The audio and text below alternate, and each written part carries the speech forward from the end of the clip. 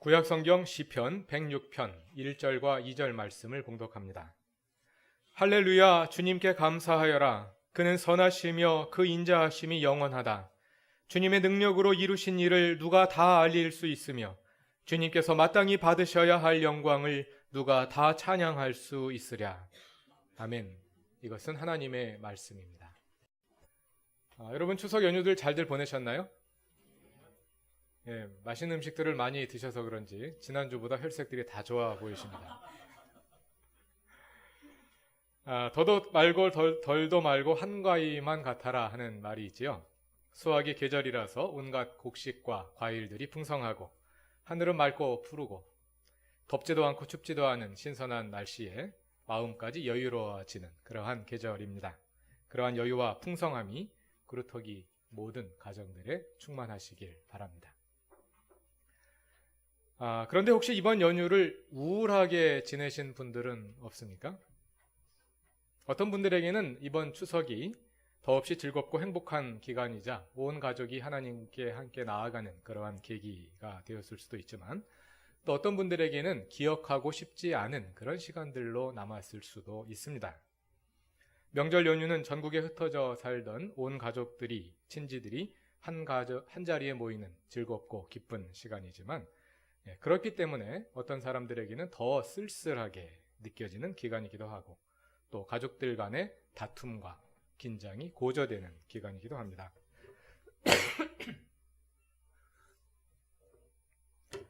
가정이라는 것이 가정이라는 것이 가장 평안하고 안정된 공간이 되어야 하겠습니다만 우리 현실이라는 것이 꼭 그렇지는 않습니다. 그래서 오히려 어떤 분들에게는 이번과 같은 명절이 그동안 감추어져 있던 갈등들이 다시 표면으로 올라오는 계기가 되기도 합니다. 그동안 잊고 살았지만 잊혀졌을 뿐 없어지는 것은 아니었던 현실이 가족들과 재회를 통해서 확인되는 것이죠. 그러다 보니까 오랜만에 만난 가족들끼리 서로 언성을 높이고 싸우는 경우가 적지 않고 또 명절을 지낸 후에 이혼하는 부부들도 많다고 합니다. 그런 집들이 하도 많다 보니 어떤 분이 말씀하시길 명절은 가족끼리 싸우는 날이라고, 싸움은 명절의 완성이라고 하시는 말도 들은 적이 있습니다.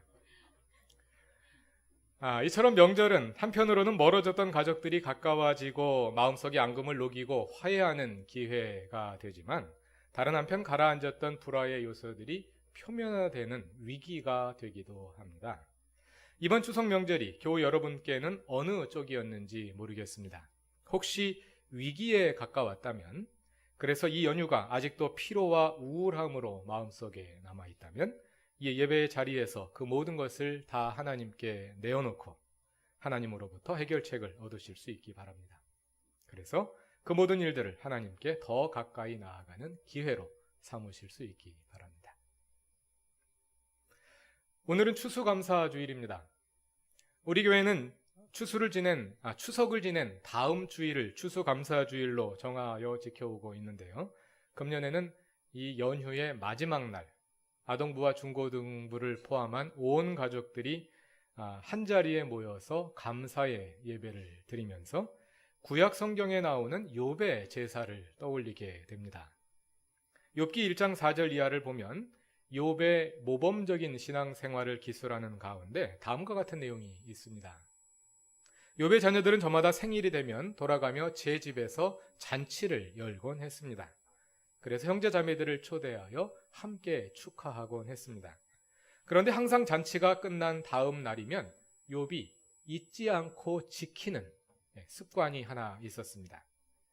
욥은 잔치 끝난 다음 날 아침 일찍 일어나서 자식들을 생각하면서 자식 수대로 일일이 번제를 드렸습니다. 그것은 자식들 가운데 어느 누구라도 잔치 중 말 실수를 하거나 자기도 모르는 사이에 죄를 지었을 수 있기 때문입니다.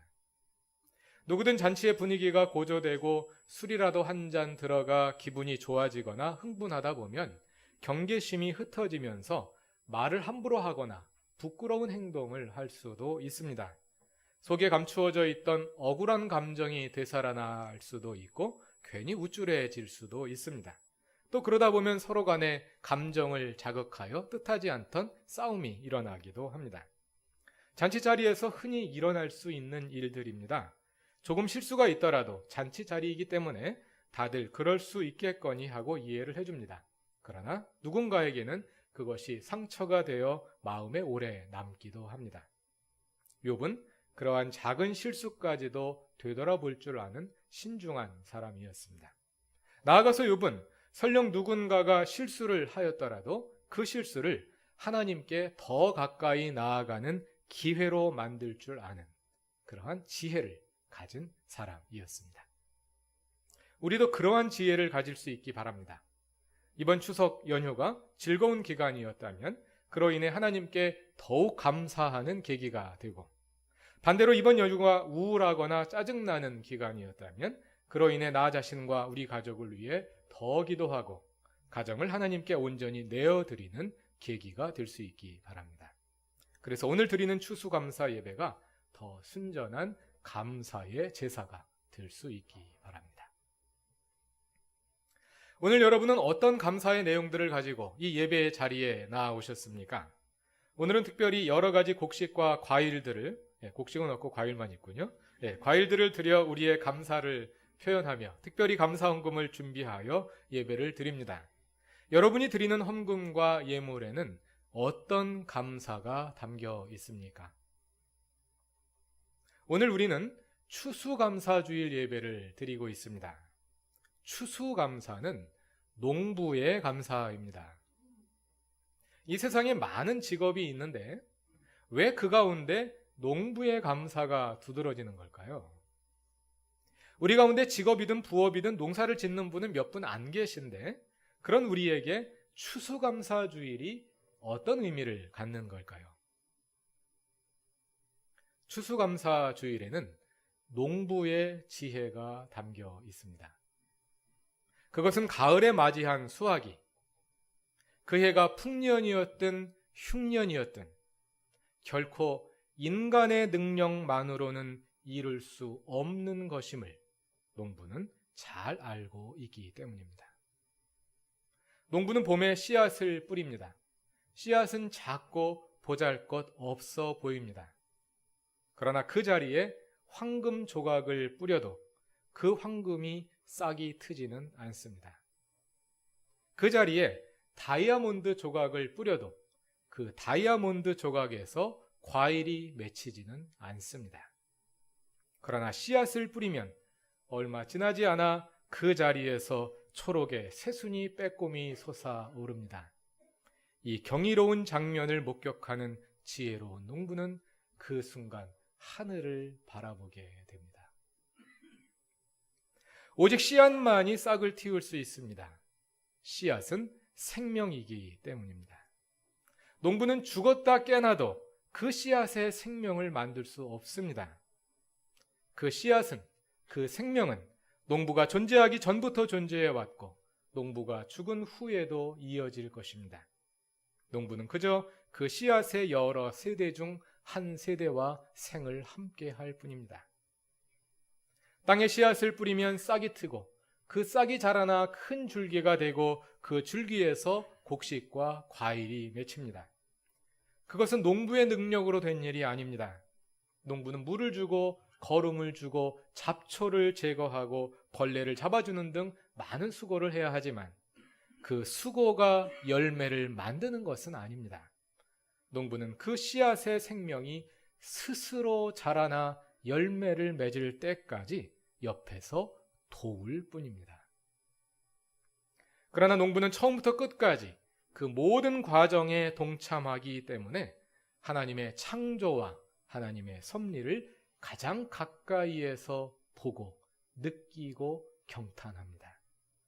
농부는 씨앗에서 싹이 트는 것을 경이로움으로 목격하여 그 싹이 무럭무럭 자라나 큰 줄기가 되는 것을 신기함으로 경험하고 그 줄기에서 풍성한 결실이 맺히는 것을 보는 가운데 그가 하나님과 함께 일하고 있음을 체험합니다.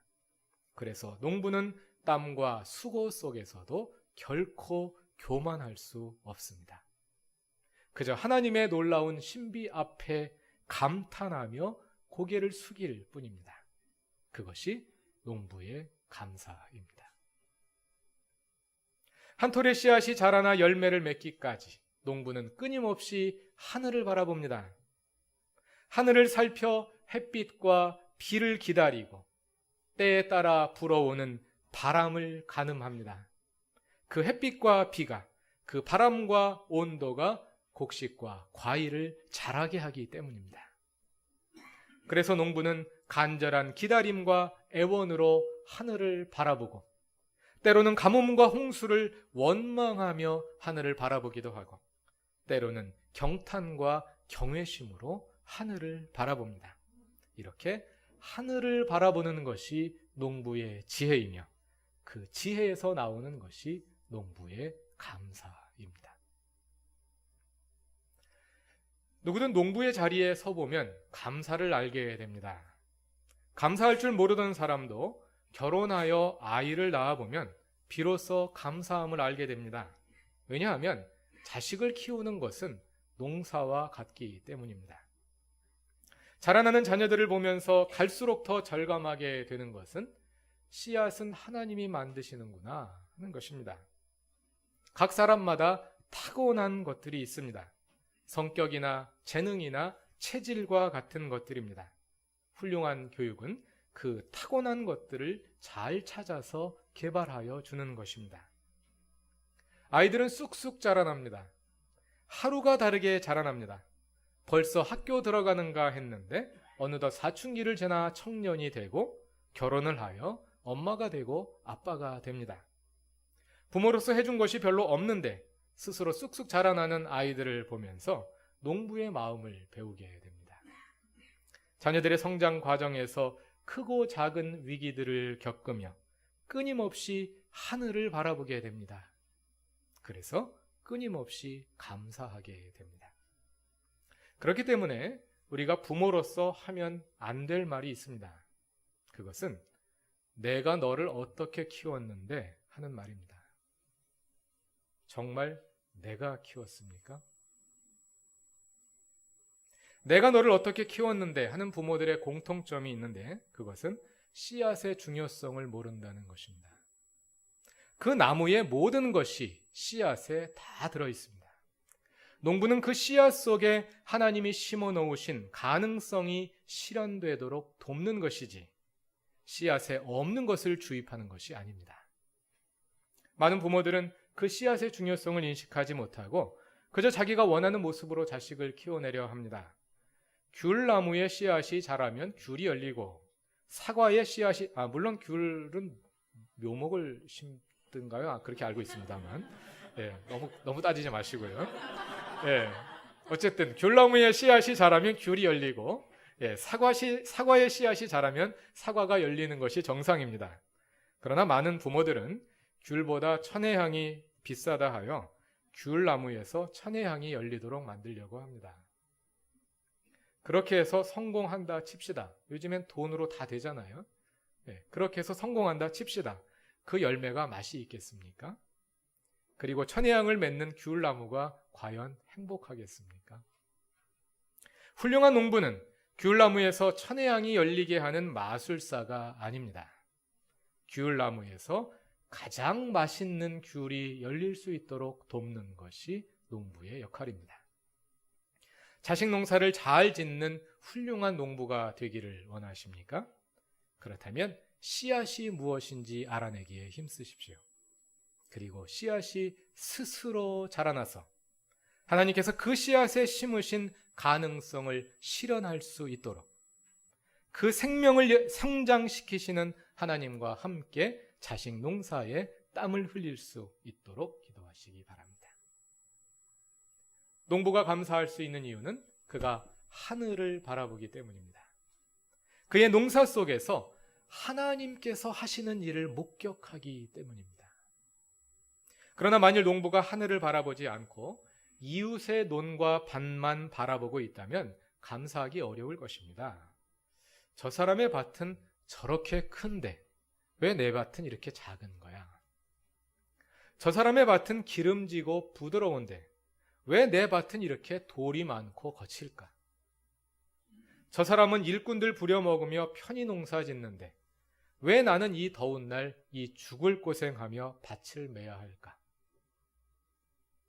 이렇게 비교하고 있다면 감사할 수 없을 것입니다. 우리에게 감사가 없는 이유는 우리가 하늘을 바라보지 않고 남의 손에 든 것만 바라보기 때문입니다. 비교를 하면 항상 남의 떡이 더 커 보이기 마련이죠.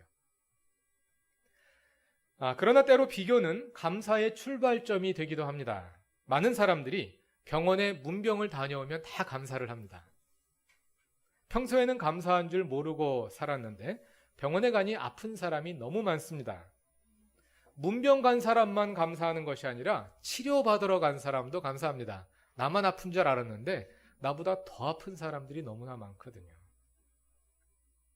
그걸 보고 나니 내가 아픈 데 없이 건강한다는 사실이 얼마나 대단한 것인지를 깨닫게 됩니다. 그래서 감사하게 됩니다. 그러나 이러한 감사는 오래가지 않습니다. 병원에서 수많은 환자들을 보며 감사하며 나오다가 주차장에서 나보다 더 좋은 차를 타고 나보다 더 좋은 명품 가방을 든 사람을 보는 순간 그 감사는 이내 불평으로 바뀌어 버리기 때문입니다. 그러므로 우리의 감사는 저 사람은 아픈데 나는 안 아프니 감사합니다. 이런 감사가 아닙니다. 나보다 더 아픈 사람을 본 순간 감사하는 마음이 들 때 하늘을 바라보십시오. 그리고 오늘의 나를 있게 하신 하나님을 생각하며 그 하나님의 은혜로 인해 감사하십시오. 하늘을 바라보는 사람만이 진정으로 감사할 수 있습니다. 자라나는 아이들을 보면 철이 빨리 드는 아이들이 있고 철이 늦게 드는 아이들이 있습니다. 철이 든 아이들의 공통된 특징이 한 가지 있는데 그것은 감사할 줄 안다는 것입니다. 아이들이 감사할 줄 모르는 이유는 늘 자기 또래들과만 지내기 때문입니다. 또래 친구들끼리 함께 모여서 부모님께 감사하는 경우는 많지 않습니다. 친구들끼리 모여서 대화를 합니다. 내 인생 살아오면서 나는 부모님께 너무 많은 것을 받았어. 나는 빨리 어른이 되어서 그 은혜를 갚을 거야. 그런 아이 별로 없죠. 있어도 친구들이 별로 안 좋아합니다. 그보다는 야, 너 용돈 얼마 받냐? 뭐 10만 원? 대박. 니네 아빠 쩐다. 나는 5만 원밖에 안 주거든. 투덜투덜. 우리 아빠는 벌어다 쓴 돈 다 어디다 쓰는지 모르겠어. 그리고는 그날 밤에 엄마 아빠한테 가서 용돈 달라고 조르지요. 그래도 용돈 올려주지 않으면 그 다음부터 엄마 아빠는 빚쟁이가 됩니다. 철이 든다는 것은 옆을 보지 않고 위를 올려다 볼 줄 아는 것입니다. 옆을 보고 내 또래 친구들의 수준에 머물지 않고 위를 보고 엄마 아빠의 입장에서 생각해 볼 줄 아는 것입니다. 나는 씨앗이고 엄마 아빠는 나를 키우는 농부입니다. 만일 엄마 아빠가 밭에 씨앗을 뿌리지 않았다면, 적절한 때에 물과 거름을 주지 않았다면, 무서운 전염병이 돌 때 예방주사를 마치고 아플 때 치료해 주지 않았다면, 잔가지들을 제거하고 이쁘게 다듬어 주지 않았다면 나는 오늘 여기에 존재할 수 없었겠죠. 엄마 아빠는 늘 농부의 입장에서 겸손하게 내 아이는 내가 키운 것이 아니라 하나님이 키우셨습니다. 감사합니다. 이렇게 기도하지만 우리는 그 엄마 아빠를 향해 그거 봐요. 엄마 아빠 한 거 아무것도 없잖아요. 이렇게 말하면 안 되겠죠? 아빠 엄마가 아니었다면 나는 여기에 이렇게 존재할 수 없었습니다. 엄마 아빠 감사합니다. 이래야 철이 든 자녀라고 할 수 있겠죠. 철이 들지 않은 아이들은 항상 자기 또래 친구들과 비교하며 친구는 있는데 왜 나는 없느냐 하며 불평합니다. 그런데 나이가 들어도 철이 들지 않은 어른들이 있습니다. 철이 들지 않은 어른들은 하늘을 바라보지 않고 늘 다른 사람들만 바라보며 끊임없이 비교합니다. 철없는 어른들의 눈에는 내 손에는 없는 것들만 보입니다. 나는 없는데 다른 사람들은 가지고 있는 것들이 자꾸 보여서 감사보다는 불평만 일어납니다. 출애굽한 후 40년간 광야 생활을 하던 이스라엘의 불평이 그런 것이었습니다.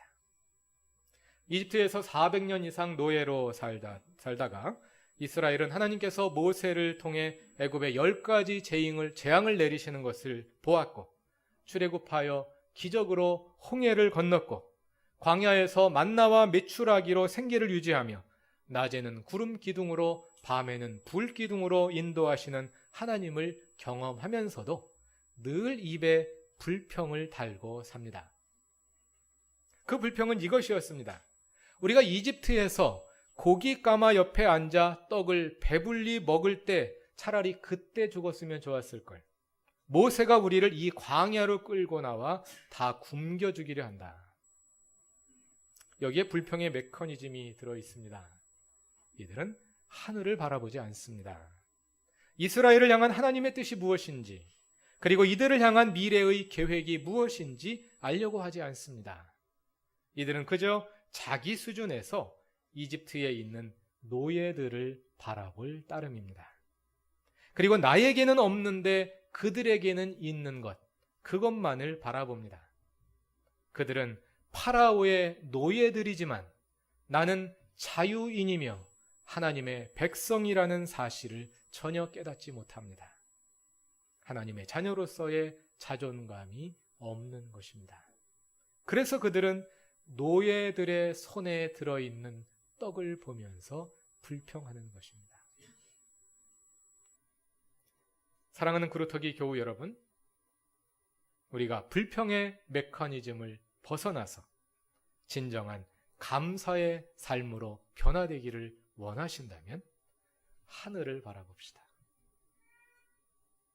하나님과의 관계에서 내가 지금까지 걸어온 삶의 궤적을 돌아봅시다. 그리고 그 기억에 비추어 하나님께서 우리에게 열어주실 미래를 바라봅시다. 우리는 자식 농사를 지을 뿐 아니라 나 자신의 인생 농사를 짓는 농부이기도 합니다. 나 자신의 밭에 씨를 뿌려 싹을 틔우고 물을 주고 거름을 주고 잡초를 뽑아가며 인생의 농사를 짓는 겁니다. 여기 앉아있는 유초등부, 중고등부 어린이들도 학생들도 자기 씨앗을 농사짓고 있는 거예요. 작은 화분을 가꾸듯이 나의 씨앗을 가꾸고 있는 겁니다. 하나님께서 우리의 씨앗에 담아 놓으신 그 가능성이 온전히 실현될 수 있도록 그 생명을 성장시키는 하나님과 함께 일하며 땀을 흘려 수고하는 것입니다. 그러한 농부의 마음으로 우리 자신을 돌아볼 때 우리는 감사하지 않을 수 없습니다. 그것은 생명으로 인한 감사이며 그 생명을 성장시켜 열매를 맺게 하시는 하나님을 향한 감사입니다. 그러한 농부의 감사를 배우기 원합니다. 그래서 우리의 인생의 추수기를 맞이하여 우리가 하나님 앞에 도달하여 우리의 삶의 결실을 하나님께 드릴 때 그 농부의 감사를 충만히 담아 하나님께 기쁨의 제사로 드릴 수 있게 되길 바랍니다. 오늘 추수감사주일 그루터기의 모든 가족들에게 농부의 감사가 충만하길 바랍니다. 다 같이 기도드리겠습니다. 생명의 하나님, 고맙습니다. 주님께서 우리 한 사람 한 사람의 씨앗에 심으신 생명이 싹이 터 자라나고 있음을 감사합니다. 그 생명을 가꾸는 농부로서 그 생명을 성장시키시는 주님과 함께 우리 인생의 농사를 이어갑니다. 한 걸음 한 걸음 주님의 은혜가 아니고서는 우리가 성장할 수도 없고 열매를 맺을 수도 없음을 인식하며 여기까지 성장하게 하신 하나님께 온 마음으로 감사드립니다. 우리가 경험했던 인생의 봄과 여름, 가을과 겨울을 감사하며 아픔과 기쁨 중에서 절망과 희망 중에서 감사합니다. 우리의 감사가 더 성숙하게 하시고 충만한 감사를 통해 풍성한 삶의 수확을 거두게 하옵소서. 예수님의 이름으로 기도드립니다. 아멘.